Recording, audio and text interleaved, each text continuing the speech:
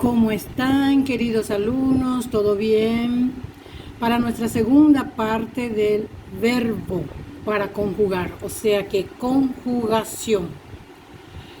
Como bien había dicho, tenemos acá los pronombres, o sea que los verbos para ser conjugados y los pronombres, claro, que nosotros ya habíamos dado, que es she, de, jae, ñande, ore, pe, jaecuera.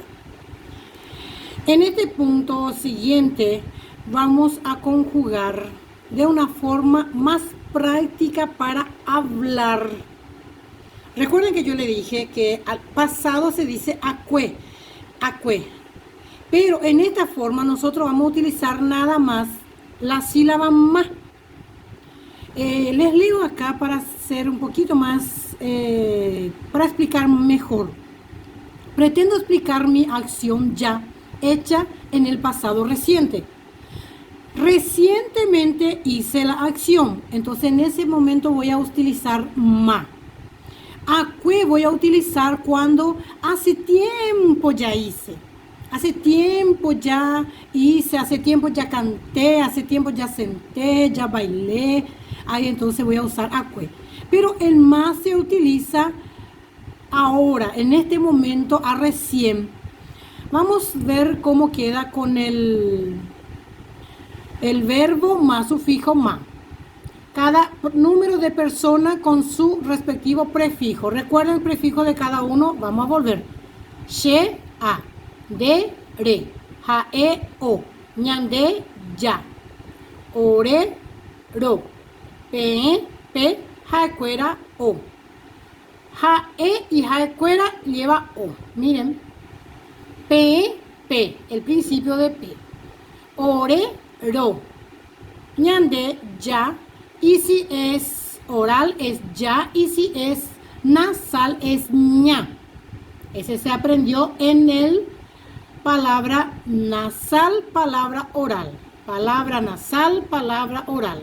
Ese en otra clase voy a también explicar para que quede fijo para ustedes aprender correctamente. Vamos allá. Vamos a empezar a conjugar todos los verbos que ya estaban acá. Miren acá. Así entonces va a quedar.